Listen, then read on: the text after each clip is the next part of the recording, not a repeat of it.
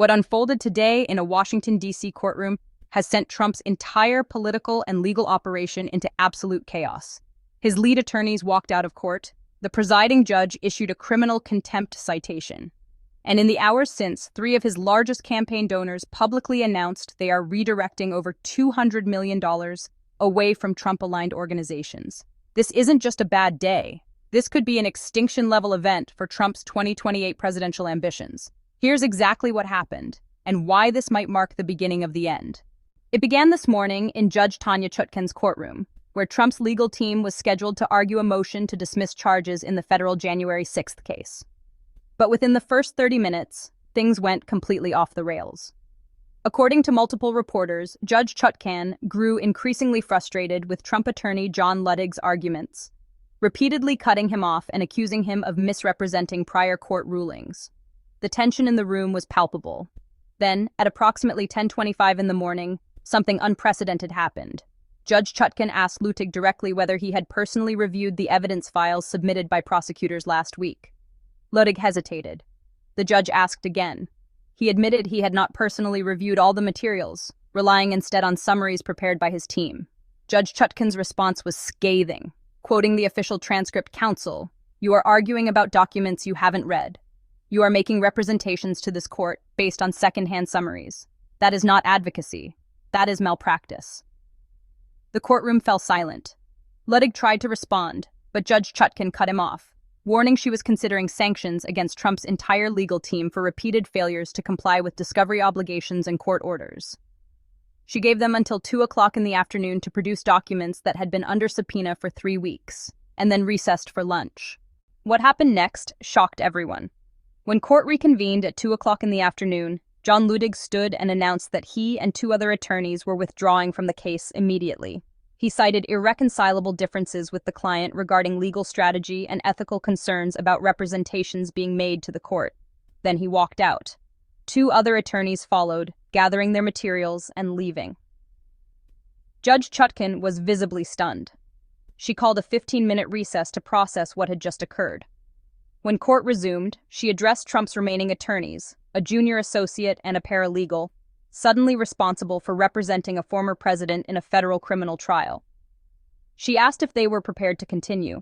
Both said no, they were not qualified to handle a case of this magnitude without supervision. That's when Judge Chutkan dropped the hammer.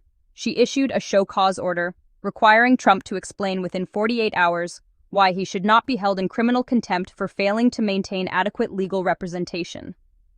She also issued a bench warrant, not for arrest, but requiring him to appear personally in court on Monday morning to address the situation. And she made it clear, if Trump's legal team left because they believed he was asking them to make false statements in court, the court would investigate thoroughly. This is catastrophic for Trump on multiple levels. First, losing your entire legal team mid-trial is almost unheard of. It signals to the media, the public, and potential jurors that something is seriously wrong behind the scenes. Lawyers don't walk away from high-profile cases unless there is a fundamental breakdown in the attorney-client relationship, or if continuing would violate their ethical obligations. Second, the criminal contempt citation is serious. If Judge Chutkan finds Trump in contempt, she can impose fines, order compliance with court directives under threat of incarceration, and allow adverse inferences that hurt his defense. Criminal contempt findings can also serve as evidence of consciousness of guilt, implying Trump is actively obstructing justice. Third, and perhaps most damaging, this happened in open court with dozens of reporters present. Within minutes, video clips were circulating on social media. Cable news networks interrupted programming to cover the story. The narrative being written, Trump's own lawyers quit because they wouldn't lie for him in court. Whether that's exactly true or not, it is now the story. And in politics, perception is reality. Now, the political fallout is moving even faster than the legal developments.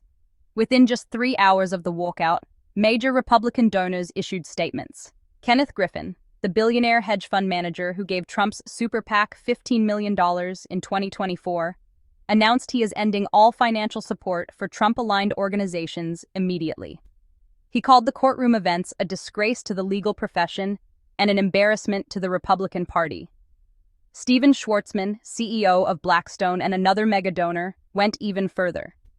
His spokesperson confirmed that Schwarzman is redirecting a planned $100 million contribution from Trump's Save America PAC to other Republican candidates and causes. $100 million. Not symbolic, it's a strategic signal that Trump is no longer considered a viable candidate by some of the most influential figures in Republican finance.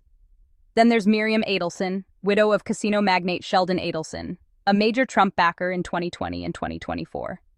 Her family foundation announced it is suspending all political contributions while reviewing the 2028 field. Code for not backing Trump anymore, but not yet announcing a new preference. Altogether, that's over $200 million in committed or expected donations now off the table for Trump. And it's not just the money, it's the signal it sends to other donors. It sets a permission structure for wealthy Republicans looking for an exit ramp. If Griffin, Schwartzman, and the Adelsons are done with Trump, others can walk away without fear of backlash. We're already seeing the cascade effect. A fundraiser scheduled for next week in Dallas has been postponed indefinitely. 2 more February events have been canceled outright. Major bundlers, those who organize fundraising and convince wealthy supporters to give, are telling reporters they can't get anyone to commit to Trump events anymore. The money is drying up, and it's happening fast. Trump's remaining advisors are now scrambling to spin this as a positive. Trump's campaign spokesperson released a statement this afternoon, calling the donor exodus establishment elites, showing their true colors and claiming that grassroots small-dollar donations are surging. And to be fair, Trump has always been effective at raising money from his base. His email list is enormous, and when he positions himself as under attack, supporters respond by opening their wallets. But here's the reality. Small-dollar donations can fund rallies and digital ads, but they cannot finance a presidential campaign at the national scale. You need major donors for that. You need super PAC money. You need the infrastructure that multi-million-dollar contributions provide. And right now, that infrastructure is collapsing. The polling numbers are also brutal. A new Quinnipiac poll, released just hours ago, shows Trump's support among Republican primary voters has dropped to 39%, down from 47% 2 weeks ago.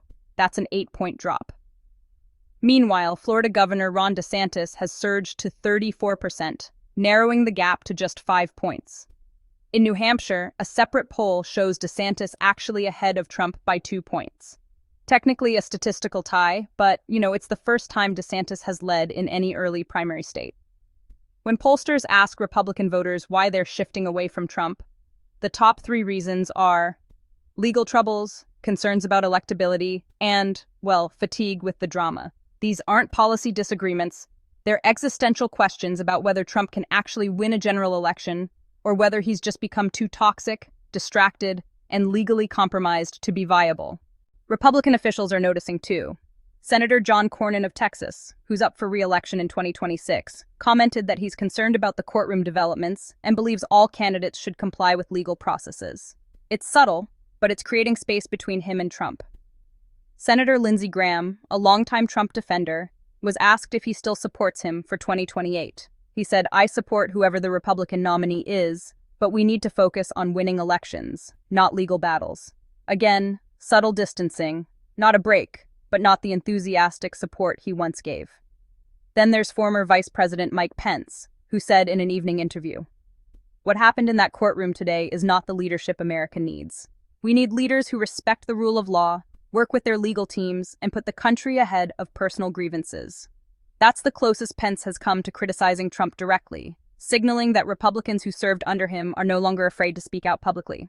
Behind closed doors, conversations are even more blunt. Multiple sources report that senior RNC officials are wargaming scenarios where Trump is no longer the presumptive nominee. They're exploring how quickly DeSantis or another candidate could consolidate support, and whether the RNC should stay neutral in the primary or quietly steer resources toward more electable candidates. These are conversations that weren't happening a month ago. Now they're daily. So, what happens next? Legally, Trump has 48 hours to respond to Judge Chutkan's show cause order. He must appear in court on Monday to explain why he should not be held in criminal contempt and, how he plans to proceed without a legal team. He can try to hire new attorneys, but honestly, finding top-tier criminal defense lawyers willing to take on such a high-profile, legally treacherous case is extremely difficult. Most avoid Trump cases due to reputational risk and the history of clients not following legal advice. If he can't secure replacement counsel, Judge Chutkan has options. First, she could appoint attorneys, meaning Trump loses control over strategy. Second, she could delay the trial, though she's reluctant, given previous delays. Or third, she could proceed with inadequate representation, risking a conviction that could later be overturned on appeal. None of these are good outcomes. Politically, the next 2 weeks are critical.